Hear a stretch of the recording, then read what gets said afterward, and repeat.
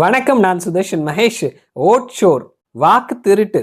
ராகுல் Gandhi, indie alliance அவர்கள் பிஜேபிக்கும் election commission of இந்தியாவுக்கும் எதிராக வைத்த பெரிய குற்றச்சாட்டு. ராகுல் காந்தி பிரஸ் மீட் வைத்து கர்நாடகாவினுடைய பெங்களூரு சென்ட்ரல் தொகுதியில மகாதேவ்புரா அப்படின்ற ஒரு சட்டமன்ற தொகுதி, பெங்களூரு சென்ட்ரல் லோக்சபா தொகுதிக்கு உட்பட்ட மகாதேவ்புரா அப்படின்ற சட்டமன்ற தொகுதியில பெரிய அளவில் வாக்கு திருட்டு நடந்திருக்குது அப்படின்னு சொல்லிட்டு உதாரணத்தோடு அவர் சொன்னாரு. ஸோ அந்த உதாரணங்கள்ல பல விஷயங்கள் போலியா இருக்குது அப்படின்னு சொல்லிட்டு அவர் பிரஸ் மீட்ல கொடுத்த விஷயங்களே பல விஷயங்கள் பல இடங்கள்ல போலியா இருக்குது அப்படின்னு சொல்லிட்டு பல ஊடகங்களும் எலெக்ஷன் கமிஷன் ஆஃப் இந்தியா அவர்களும் கூட ஒரு பிரஸ் மீட் வைத்து அதற்கு பதிலும் கொடுத்திருந்தாங்க. ஸோ கடைசியா எலெக்ஷன் கமிஷன் சொல்லியிருந்த விஷயம், ராகுல் காந்தி இந்த விஷயங்களுக்கு அவர் மறுப்பு தெரிவிக்கிறார் அப்படின்னா ஒரு அஃபிடவிட்ல கையெழுத்து போட்டு எங்களுக்கு கம்ப்ளைண்டா 7 நாளைக்குள்ள கொடுக்கணும், அல்லது அவர் பண்ணது ஆதாரம் இல்லாத குற்றச்சாட்டு அப்படின்றது ப்ரூவ் ஆயிரும், மக்கள் கிட்ட மன்னிப்பு கேட்கணும் அப்படின்ற மாதிரி எலெக்ஷன் கமிஷன் ஆஃப் இந்தியா சொல்லியிருந்தாங்க.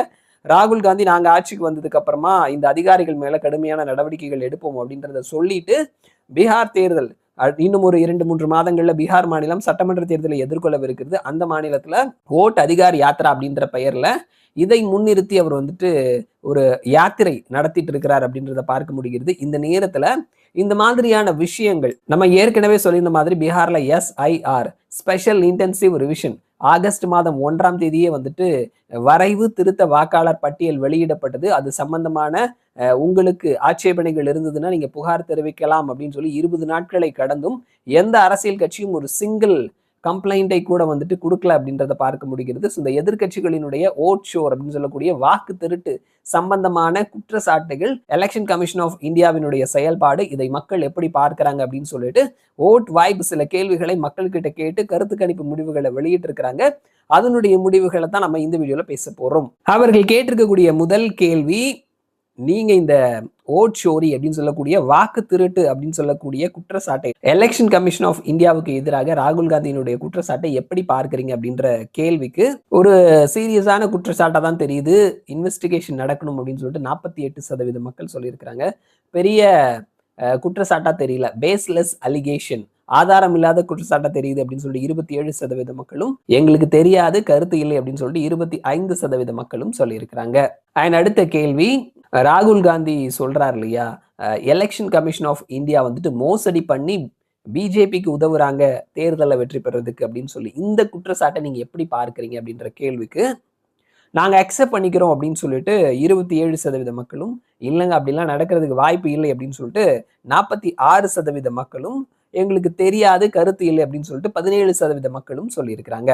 அண்ட் அடுத்தது 3வது கேள்வி, எலெக்ஷன் கமிஷன் ஆஃப் இந்தியா மேல உங்களுக்கு இருக்கக்கூடிய நம்பிக்கை, அதே நேரத்துல இந்தியாவில் நடக்கக்கூடிய தேர்தல் ப்ராசஸ், தேர்தல் நடைமுறைகள் இருக்குல்ல, இந்த 2 விஷயங்கள் மேல உங்களுக்கு இருக்கக்கூடிய நம்பிக்கை அப்படின்றது எந்த அளவுல இருக்குது அப்படின்ற கேள்விக்கு ரொம்பவே அதிகமா இருக்குதுன்னு சொல்லிட்டு 20% மக்களும், அதிகமா இருக்குது அப்படின்னு சொல்லிட்டு 27% மக்களும், அதிகமாகவும் இல்ல சுத்தமா இல்லைன்னு சொல்ல முடியாது அப்படின்னு சொல்லிட்டு 30% மக்களும், ரொம்ப கம்மியா இருக்குதுன்னு சொல்லிட்டு 11% மக்களும், ரொம்ப ரொம்ப கம்மியா இருக்குது அப்படின்னு சொல்லிட்டு 12% மக்களும் சொல்லியிருக்கிறாங்க.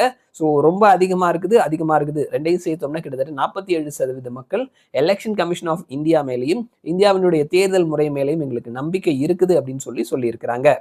அண்ட் அடுத்தது 4வது கேள்வி, எலெக்ஷன் கமிஷன் ஆஃப் இந்தியா ராகுல் காந்திட்ட ஒரு பிரமாண பத்திரத்துல கையெழுத்து போட்டு உங்களுடைய குற்றச்சாட்டை நிரூபிங்க அப்படின்றத சொல்றாங்க இல்லையா, உங்க குற்றச்சாட்டை நிரூபிக்கிறதுக்கு இதை நீங்க எப்படி பார்க்கிறீங்க அப்படின்ற கேள்விக்கு, கரெக்ட் தாங்க, அவர் ஏன் கையெழுத்து போடுறதுக்கு மறுக்கிறாரு பிரமாண பத்திரத்துல அப்படின்னு சொல்லிட்டு 45% மக்கள் சொல்லியிருக்கிறாங்க. அடுத்தது, அவர் கொடுக்கறதுல அவருக்கு என்ன, இதுல என்ன பிரச்சனை இருக்குது, கொடுக்கலாமே அப்படின்னு சொல்லிட்டு 12% மக்களும், அதெல்லாம் கிடையாதுங்க, அவரு எலெக்ஷன் கமிஷன் ஆஃப் இந்தியா இப்படி எல்லாம் கேட்கறாங்க, இது தேவை கிடையாது அப்படின்னு சொல்லிட்டு 16% மக்களும், எங்களுக்கு தெரியாது, கருத்து இல்லை அப்படின்னு சொல்லிட்டு 28% மக்களும் சொல்லியிருக்கிறாங்க.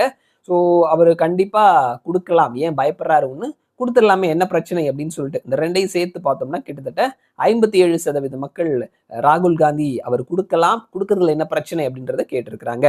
அண்ட் அடுத்தது கடைசி கேள்வி, எலெக்ஷன் கமிஷன் ஆஃப் இந்தியா அவர்களினுடைய ரெஸ்பான்ஸ், அவர்கள் கொடுத்திருக்கக்கூடிய அந்த பிரஸ் மீட், அவர்கள் கொடுத்திருக்கக்கூடிய அந்த பதில், அது பீகாரினுடைய வரைவு வாக்காளர் திருத்தம் அது சம்பந்தமா இருந்தாலும் சரி, வாக்கு திருட்டு சம்பந்தமா இருந்தாலும் சரி, எலெக்ஷன் கமிஷன் ஆஃப் இந்தியாவினுடைய பதில் எப்படி இருக்குது அப்படின்ற கேள்விக்கு குட் அப்படின்னு சொல்லிட்டு 20% மக்களும், ஆவரேஜா இருந்ததுன்னு சொல்லிட்டு 30% மக்களும், மோசமா இருந்ததுன்னு சொல்லிட்டு 16% மக்களும், எங்களுக்கு தெரியாது கருத்து இல்லை அப்படின்னு சொல்லிட்டு 33% மக்களும் சொல்லியிருக்கிறாங்க.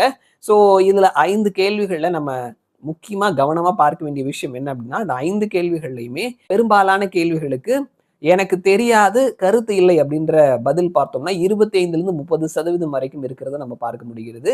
ஸோ இது வந்துட்டு அரசியலை கூர்ந்து கவனிப்பவர்கள். ஸோ அவர்கள் ஒரு தரப்பினர் வந்துட்டு இதை நாங்க அக்செப்ட் பண்ணிக்கிறோம் அப்படின்ற மாதிரி சொன்னாலும், இன்னொரு தரப்பினர் வந்துட்டு அக்செப்ட் பண்ணிக்கல அப்படின்ற மாதிரி சொன்னாலும், மூன்றாவதா ஒரு தரப்பினர் வந்துட்டு எனக்கு தெரியாது, இது பத்தி எனக்கு கருத்து இல்லை அப்படின்னு சொல்லக்கூடிய பெர்சன்டேஜ் 25லிருந்து 30% வரைக்கும் இருக்கிறாங்க அப்படின்றத நம்ம பார்க்க முடிகிறது. ஸோ அதுலயுமே வந்துட்டு பெரும்பாலான மக்கள், நம்ம முதல் கேள்வி எடுத்துக்கிட்டாலும் அவர் சீரியஸான அலிகேஷன் மாதிரி இருக்குது அப்படின்னு சொல்லிட்டு 48% மக்கள் ஒரு பக்கம் சொல்லியிருக்கிறாங்க. அண்ட் 2வது கேள்வியை நம்ம எடுத்துக்கிட்டோம் அப்படின்னா, எலெக்ஷன் கமிஷன் வந்துட்டு ஒழுங்கா தான் செயல்படுது அப்படின்னு சொல்லிட்டு டிஸ்அக்ரி அப்படின்னு சொல்லிட்டு 46% மக்கள் சொல்லியிருக்கிறாங்க இந்த பக்கமா. அண்ட் 3வது கேள்வியில election commission of India and தேர்தல் முறை அதுல எங்களுக்கு நம்பிக்கை இருக்குது அப்படின்றதுலையும் 10% மக்கள் சொல்லியிருக்கிறாங்க. அண்ட் அடுத்தது 4வது கேள்வியில ராகுல் காந்திக்கு எதிராக கிட்டத்தட்ட 50%க்கு அதிகமான மக்கள் அவர் அஃபிடவிட்ல கையெழுத்து போடலாமாங்க அப்படின்ற மாதிரி சொல்லியிருக்கிறாங்க. ஸோ இப்படி பார்க்கும் பொழுது இந்த ஒரு ராகுல் காந்தியினுடைய குற்றச்சாட்டை வந்துட்டு மக்கள் வந்துட்டு பாதி சதவீத மக்கள் வந்துட்டு அவர் ஏன் வந்துட்டு ப்ரூவ் பண்ணக்கூடாது, எங்களுக்கு எலெக்ஷன் கமிஷன் மேலேயும் தேர்தல் முறை மேலேயும் நம்பிக்கை இருக்குது அப்படின்னு சொல்லிட்டு 10% மக்கள் சொல்லியிருக்கிறாங்க. மீதி இருக்கிறதுல 25லிருந்து 30% மக்கள் எங்களுக்கு தெரியாது கருத்து இல்லைன்னு சொல்லியிருக்கிறாங்க. இது ரொம்பவே முக்கியமான ஒரு ஃபேக்டரா நம்ம பார்க்கணும். என்ன அப்படின்னா, இந்த மாதிரியான விஷயங்கள் தேர்தலில் பெரிய அளவில் பிரதிபலிக்கிறதுக்கான வாய்ப்புகள் கம்மி அப்படின்றது தான் வந்துட்டு இந்த தெரியாது கருத்து இல்லை அப்படின்னு சொல்லக்கூடிய மக்கள். எங்களுக்கு அதை பத்தி பெருசா கேர் இல்லை, மக்களை நேரடியா பாதிக்கக்கூடிய பிரச்சனைகள்ல இந்த ஒரு பிரச்சனை இல்லை அப்படின்றதான் வந்துட்டு இந்த கருத்து கணிப்பு முடிவுகள் வழியா நம்மால தெரிஞ்சுக்க முடிகிறது. ஸோ இதுதான் வந்துட்டு வாக்கு திருட்டு அண்ட் வரைவு வாக்காளர் திருத்த பட்டியல் சம்பந்தமா மக்கள் கிட்ட கேட்ட கருத்து கணிப்பு முடிவுகள், அவர்கள் கிட்ட கேட்ட கேள்விகளும் அவர்கள் அதற்கு கொடுத்திருக்கக்கூடிய பதில்களும். ஸோ இது என்ன மாதிரியான தாக்கத்தை பீகார் அரசியல்ல ஏற்படுத்துது அப்படின்றத நம்ம தேர்தலில் பார்க்கலாம். மறுபடியும் நான் உங்களை இன்னொரு வீடியோவில் சந்திக்கிறேன். அது வரைக்கும் நன்றி.